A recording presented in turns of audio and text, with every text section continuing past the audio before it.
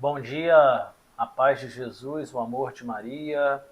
Vamos continuar aqui com as nossas meditações quaresmais de Santo Tomás de Aquino.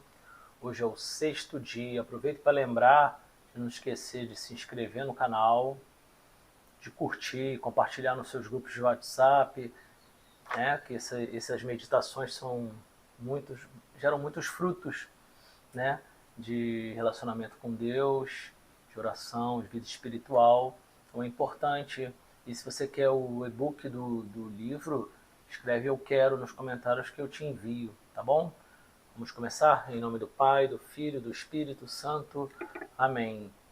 Segunda-feira, depois do primeiro domingo da Quaresma. Cristo devia ser tentado. Vocês viram que ontem o evangelho foi das tentações de Cristo né, depois dos 40 dias no deserto, e agora Santo Tomás vai nos dizer que ele realmente devia ser tentado. Como diz Marcos 1:3, Jesus estava no deserto 40 dias e 40 noites e ali foi tentado por Satanás. Vamos ver o que Santo Tomás diz. Cristo, por vontade própria, deixou-se tentar pelo diabo, assim como voluntariamente entregou o corpo à morte. Do contrário, o diabo não ousaria aproximar-se dele.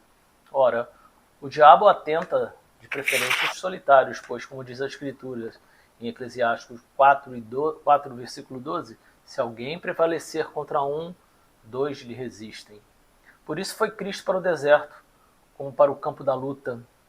Lembra que ontem eu falei, Deus quer nos ver lutar? Então, Cristo foi lá para essa luta espiritual, para ser nele tentado pelo diabo. Donde dizer Ambrósio que Cristo foi ao deserto deliberadamente para provocar o diabo, pois se este não viesse atacá-lo, o diabo, Cristo não o teria vencido. Ele venceu a morte, venceu o diabo e nos deu a salvação.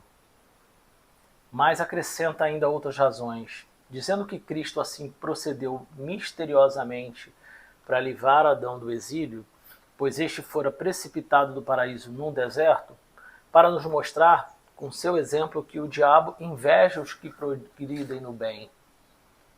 Cristo indo ao deserto se expôs à tentação. Crisóstomo diz, contra os solitários é que o diabo emprega toda a força da sua tentação. Por isso, no princípio, tentou a mulher quando a viu desacompanhada de Adão. Contudo, isso não significa que o homem deva indiscriminadamente se deixar expor à tentação. Há duas espécies de ocasião à tentação. Uma da parte do homem, como quando não evitamos as ocasiões próximas de pecar, pois tais ocasiões devemos evitá-las. Como foi dito a Lote em Gênesis 19:12, não pares em parte alguma dos arredores de Sodoma.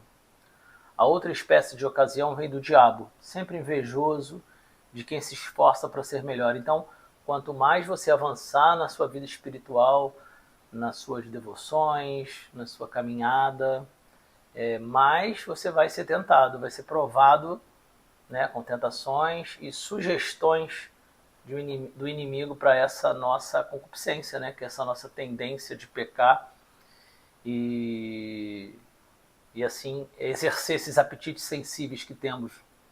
Então a gente tem que ficar sempre atento. Orai e vigiai. E essa ocasião de tentação não devemos evitá-la. Por isso, diz Crisóstomo, não só Cristo foi levado pelo Espírito ao deserto, mas também todos os filhos de Deus, possuidores do Espírito Santo. O Espírito Santo é o purificador.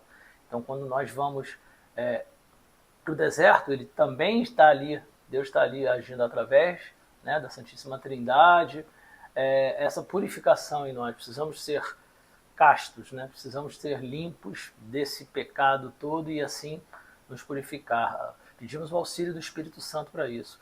Que não se contentem em ficar ociosos, mas são ungidos pelo Espírito Santo a empreender grandes obras.